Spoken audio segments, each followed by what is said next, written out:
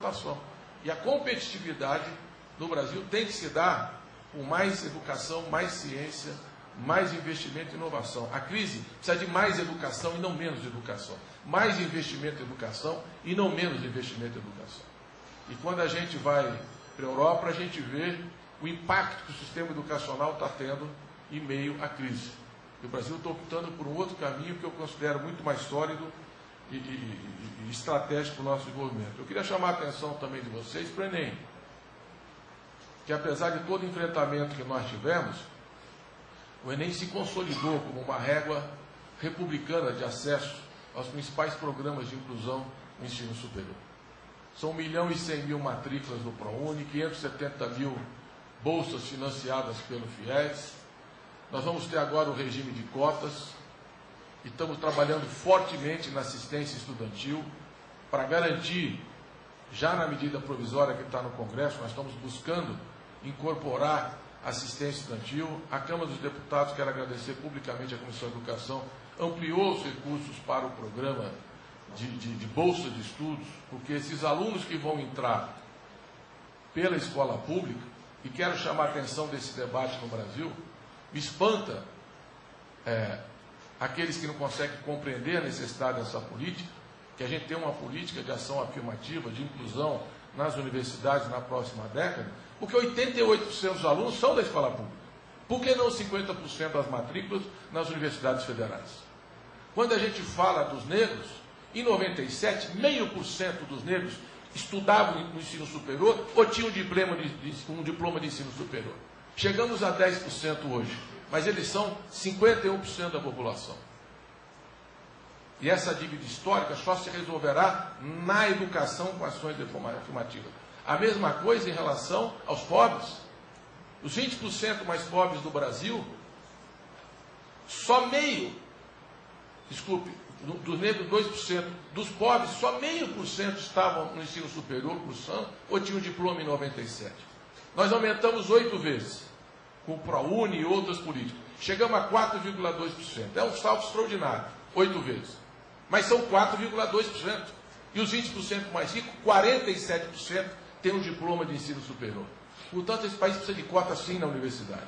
E nós temos que ter uma tutoria, bolsa de estudo, restaurante, moradia e um acompanhamento, o reforço pedagógico que for necessário para que esses estudantes permaneçam e possam concluir os seus estudos, porque isso vai mudar. Não há como mudar a desigualdade dentro do Brasil regional, racial e social sem educação de qualidade, sem políticas de inclusão, sem ação afirmativa.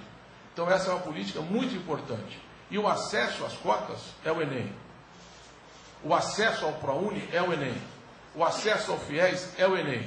O acesso ao Ciências Sem Fronteira, porque não é mais o professor que escolhe o estudante, não é mais o reitor da universidade, não é porque tem um deputado pressionando o ministro, quem quer que seja, é o desempenho do Enem. Tem mais de 600 pontos, tem direito ao Ciências Sem Fronteira.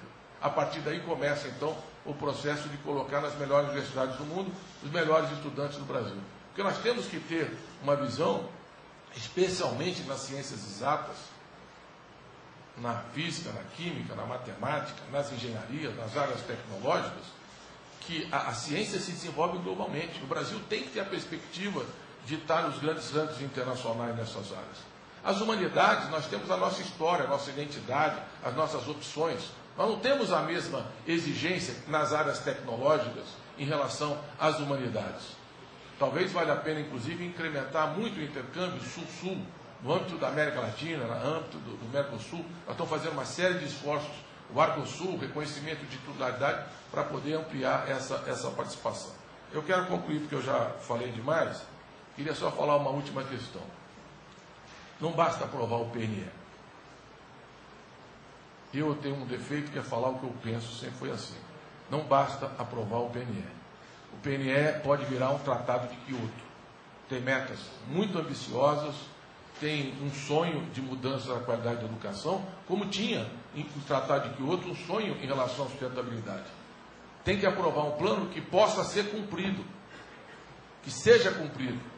Não basta simplesmente aprovar um plano e depois criticar porque o Estado não cumpriu. Isso não vai resolver a qualidade da educação no Brasil.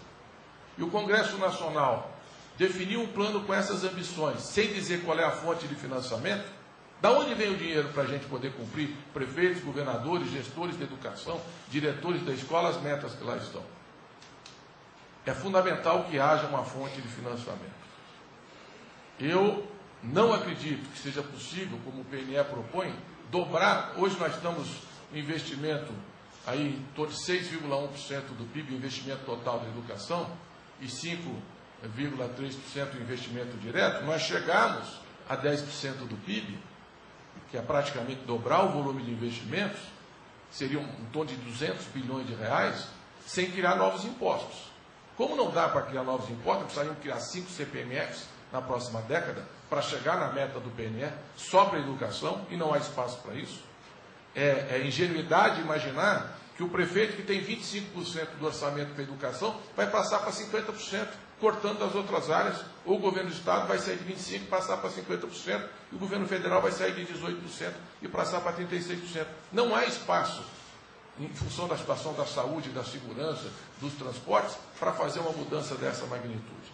Então, a disputa real, e a disputa mais difícil, é garantir uma fonte nova de financiamento. E qual é essa fonte? São os royalties do petróleo. A presidenta tomou uma decisão, do meu ponto de vista, histórica. É difícil a gente resolver o que está para trás. Ainda que para trás o petróleo esteja muito concentrado nos estados produtores e municípios produtores. Está muito concentrado. O problema é que os estados produtores não têm o ICMS do petróleo na origem.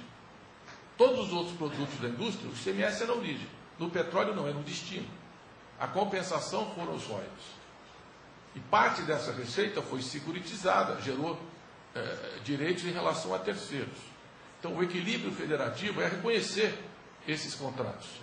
Mas nós vamos fazer novas concessões e nós vamos avançar em direção ao pré-sal. E o que o projeto propõe? Primeiro, concebe o petróleo como uma riqueza não renovável. As novas gerações não terão direito a petróleo. Nossos netos dificilmente terão as reservas que essa geração está antecipando para usufruir. Segundo, nós precisamos criar uma fonte alternativa ao petróleo, que seja sustentável, que seja tanto do ponto de vista da emissão de gases poluentes, quanto do ponto de vista da eficiência energética, que não está resolvido tecnologicamente. Então, nós precisamos fazer pesquisa nessa direção. Terceiro, o petróleo é uma riqueza que vai impactar tanto a economia brasileira, como já impactou os grandes países produtores e exportadores de petróleo, que o risco é nós vivemos a doença holandesa, cujo nome nasceu exatamente pela descoberta de jazidas de petróleo na Holanda em décadas passadas. Ou seja, você entra tanta riqueza, você aprecia a sua moeda, nenhum outro setor da economia consegue se desenvolver. E olhem o Iraque, olhem o Irã, olhem a Líbia, ou mesmo aqui na América Latina, quando o Celso Furtado advertiu, no início dos anos 70, que a Venezuela tinha descoberto grandes campos de petróleo. Podia ser o primeiro país envolvido da América Latina ou não. Ou não.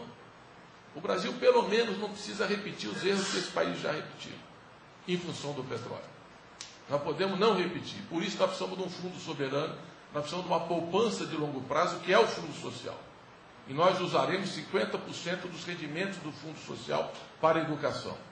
E 100% de todos os royalties das novas concessões, em terra ou em mar. Tudo o que for descoberto e produzido no futuro, nos próximos 20, 30 anos, irá para a sala de aula, para o salário do professor, para a valorização da carreira, para a gente criar uma sociedade do conhecimento, para preparar o Brasil pós-petróleo. Essa disputa é agora. É agora. Na última votação, nós perdemos por 10 votos na Câmara.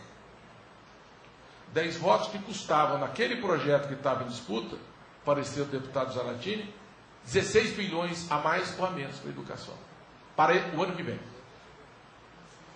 Então, se verdadeiramente nós temos algum compromisso com tudo que está escrito no PNE para valer, o Congresso tem que dar à educação qual é a fonte, de onde vem o dinheiro, qual é a fonte de financiamento do PNE. Não basta aprovar por unanimidade o PNE e no dia seguinte não dizer que a receita nova que vai surgir não irá para a educação, que é uma meta que todos sabem que é a meta mais importante para a história do Brasil. Nós nunca seremos um país envolvido se não tivermos educação de qualidade universal. Jamais seremos. E nunca seremos um país menos desigual apenas com Bolsa Família, com salário mínimo, com programas de compensação de qualquer natureza, ainda que eles tenham um papel muito importante. Nós só seremos um país com mais oportunidades se nós dermos educação de qualidade para todos. Portanto, esse debate dos royalties é fundamental. E essa conferência tem que se manifestar agora. Ao longo do processo de debater o futuro, tem que disputar o futuro. Porque o futuro do país vai depender dessa decisão. E a presidenta Dilma teve uma coragem histórica. Vinculou 100% dos royalties da União, das prefeituras e dos governos de Estado, acima do mínimo constitucional.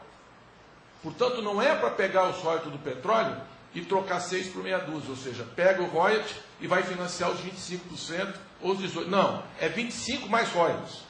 É 25 do Estado mais royalties, é 18 da União mais royalties. Todo o recurso dos royalties será dinheiro novo para a educação, um investimento novo, que eu acho que é o caminho.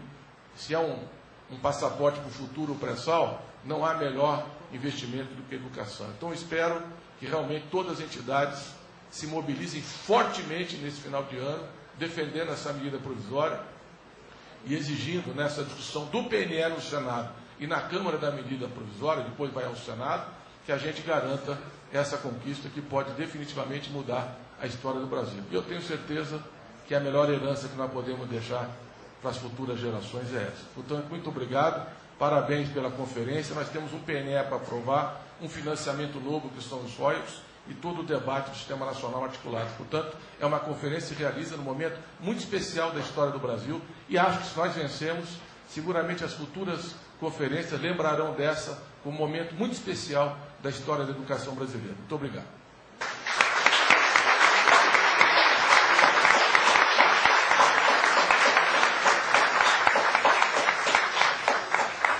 Só esqueci de um tema, mas eu queria, peço desculpa, mas queria falar também. Tem outro tema muito importante no Congresso, que é o piso nacional dos professores.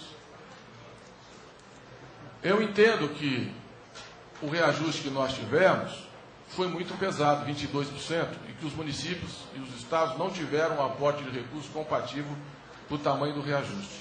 Mas eu quero lembrar também que, apesar de ter sido muito forte, o piso hoje são 2 salários mínimos. Se nós queremos ter educação de qualidade, o salário de ingresso tem que atrair os jovens para essa profissão. Se nós fizermos bons profissionais na sala de aula, tem que melhorar o salário dos professores. Portanto, esse movimento, seja no Congresso, seja na Justiça, de limitar o piso ao INPC, jamais terá o apoio do Ministério da Educação. Nós topamos, nós estamos abertos a discutir uma saída negociada e construída com a CNTE, que está aberta a construir alternativas, a Undime está aberta a construir alternativas, mas uma alternativa que garanta o crescimento real do salário. Agora, tudo isso será mais fácil se nós vencemos a disputa dos royalties. Então, por tudo, para ter um salário, a valorização da carreira, para financiar o PNE, para a gente dar um salto histórico, a luta é essa. E termino só dizendo, vivi muitos anos naquela casa, votar lei é que nem iogurte, tem prazo de validade. Não votou dentro do prazo, não adianta depois fazer discurso, porque não volta atrás o assunto e vai sair da pauta durante muito tempo. Exatamente pelo nível de conflito que ele traz entre os estados, entre as regiões, entre prefeitos. E a medida provisória da presidenta mantém todo o critério de distribuição para frente que o Congresso aprovou. Tira dinheiro da União, aumenta para o município, aumenta para os estados não produtores, para os municípios. Tudo isso foi mantido. A única diferença substantiva é que ela respeita os contratos para trás, para não judicializar essa disputa, não paralisar o processo, e coloca todo o recurso na sala de aula, inclusive para a gente poder financiar o piso nacional dos professores. Então, boa conferência, nós nos veremos no debate desse ano e, sinceramente, eu acho que nós estamos num momento muito especial da história do Brasil e essa conferência pode realmente ficar definitivamente para a história e o Congresso Nacional também deixando uma grande herança, que são os royalties, um salário digno e uma educação com prioridade. Obrigado, boa conferência. Bom, pessoal, a nossa conferência, ela, como foi colocado anteriormente, ela vai garantir a acessibilidade. E nós queríamos simbolicamente, pedir para a professora Lúcia Rincon